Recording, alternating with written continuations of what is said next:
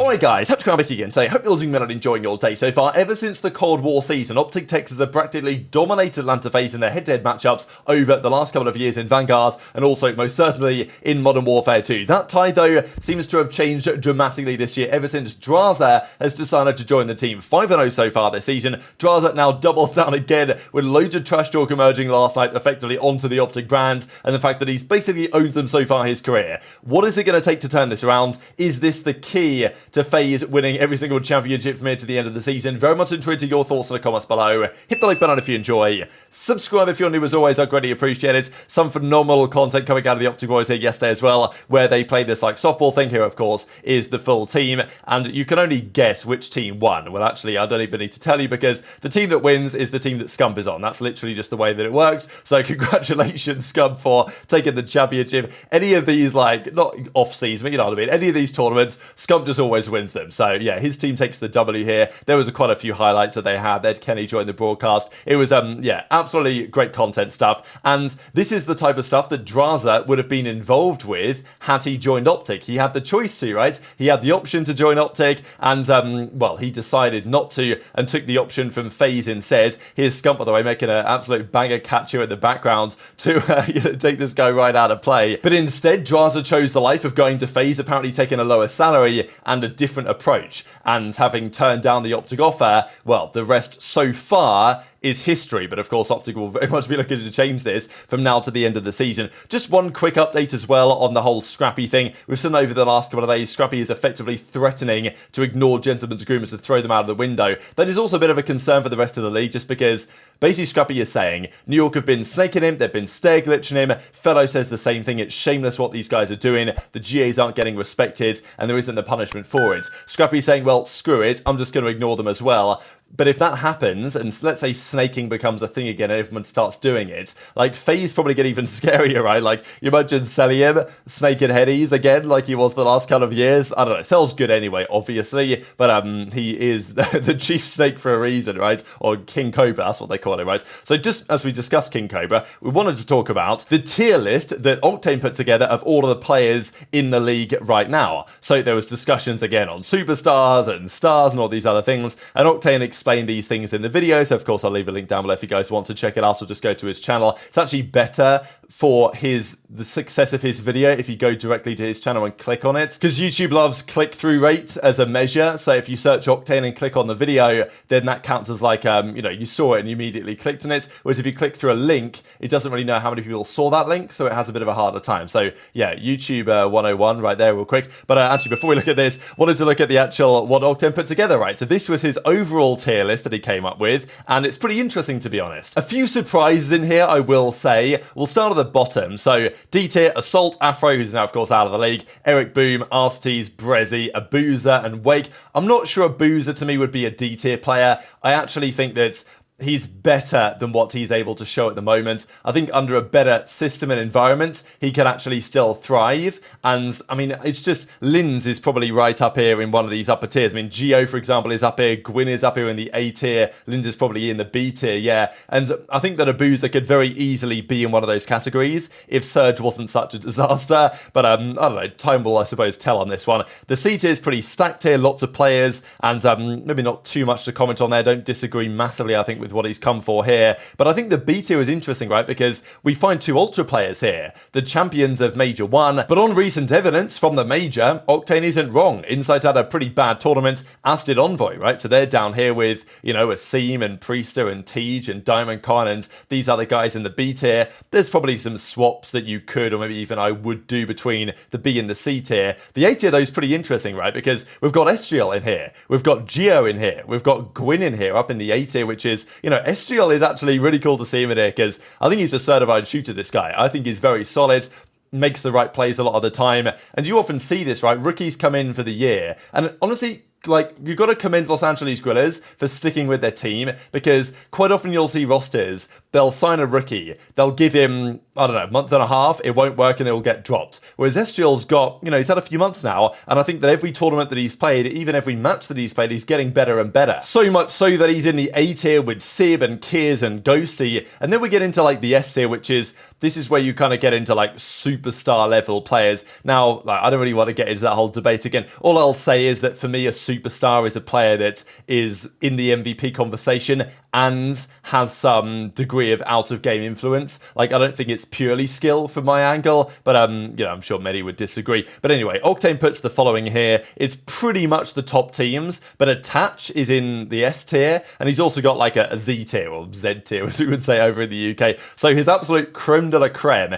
is HyDra, Scrap, Simp, aBeZy, Cell, and Pred. It's honestly really difficult to choose between some of these players. Like, if you had to make this 4 or 5, like, who do you get rid of? You know, it's pretty hard. I'd probably have to drop Cell down, probably. The rest of the OpTic guys in the S tier, of course, with Shotzzy, Dashy, Kenny is here, Skyz as well. Skyz, I think, always tends to get a bit underrated, but I think this is fair enough. CleanX has still been very good. And then Drazah up here in the S tier, still one step down from the trio, but nonetheless, still not a bad result from him. And I think this season as well, there's a bit of a debate, really, as to who's going to be the MVP. If the season ended today, who would the MVP be for you? Would it be Simp or would it be Scrappy? Those are the only two options right now. Like, Scrap has been mind-blowingly good, I would say, for Ultra. They won the first event, and he's still kept up a phenomenal performance level, but Simp is absolutely undeniable. So, from like an S&D perspective, Simp has been better, but Scrappy has been better in control. So, I think you can really go either way. One AR, one SMG. That's going to be a great battle to me to see who the MVP is going to be at the end of the season.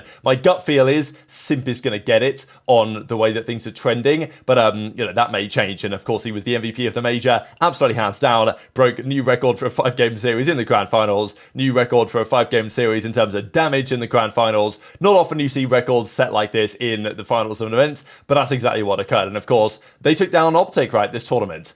aBeZy was saying it on the reverse sweep a few weeks ago now, that he wanted FaZe to turn up cocky, believing they're the best team there, believing they're going to slam everyone they played. And it did feel like FaZe brought the confidence, right? I mean, I think even Simp did an interview shortly before the major where he said, yeah, soon enough we're going to be unstoppable. And it kind of did feel like, you know, I don't think aBeZy deserves all the credit here, but I definitely feel like FaZe had a bit of a different mindset this tournament than they might have done recently. But Drazah versus OpTic is, at this point, a story as old as time, really. Drazah in the post-tournament interview immediately, of course, put Scrappy in the spotlights, which caused lots of drama, but also said to OpTic, yeah, I run these guys, you know, like, I own that organization. He said the same thing after the winners' finals, before even playing them at the grand finals. The funny thing is, I guess, that I think Scrappy has a pretty damn good record against Drazah individually, and they play relatively soon as well. I'm pretty sure it's not far from today when, maybe it's this tweet actually, yeah, here we go, on April the 21st, when they'll actually play each other. So not that far from today when we are going to get this series where there is going to be